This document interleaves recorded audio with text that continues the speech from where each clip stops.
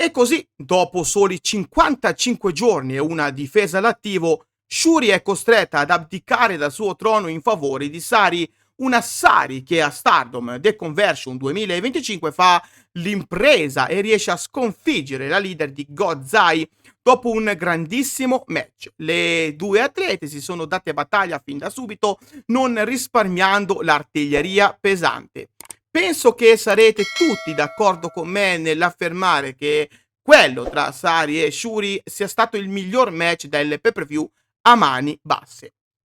Entrambe le wrestlers ci hanno regalato una prestazione sublime, dimostrando ancora una volta quanto sia alto il livello del lottato su suolo nipponico, confermando ciò che io vado dicendo da una vita.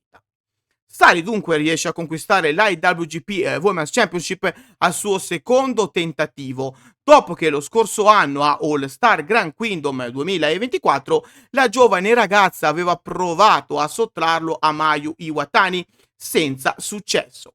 Sari però non si arrese, anzi trovò determinazione dentro di lei, una determinazione che la fece diventare Marigold World Champion il 13 luglio 2024 a Summer Destiny, sconfiggendo Giulia in un match che segnò profondamente la storia della neonata compagnia di Rossi Ogawa.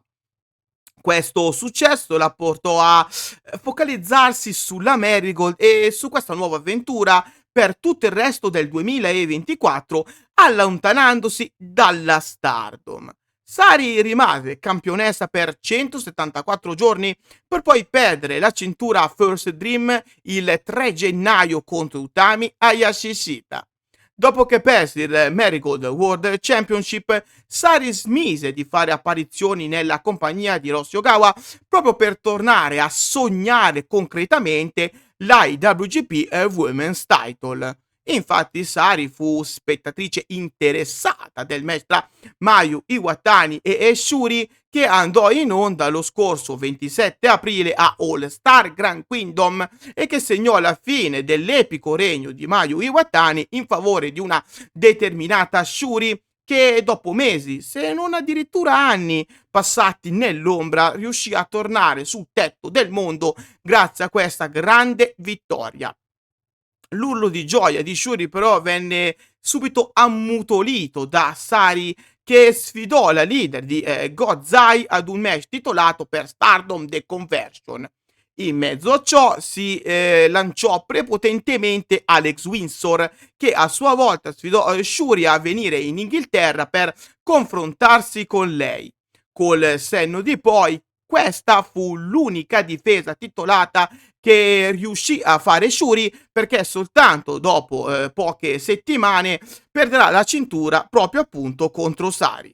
Un regno, quello di Shuri, che effettivamente lascia perplessi. Sì, perché dopo la meravigliosa vittoria ottenuta contro la leggendaria Mayu, in molti pensavano che il regno della leader di Godzai potesse essere lungo e intenso, se non altro per ripagare la ragazza di tutti gli sforzi fatti e del fatto che una volta persa la Red Belt contro Giulia Dream Kingdom 2022, Shuri era finita nel dimenticatoio. La conquista della IWGP Women's Championship sembrava un modo per cercare di ripristinare quell'alone che l'ex fighter UFC si portava dietro da una vita, ma che stava scomparendo pian piano. La vittoria di Osaka Grand Kingdom sembrava quindi poter essere un punto di svolta nella sua carriera, ma purtroppo così non è stato.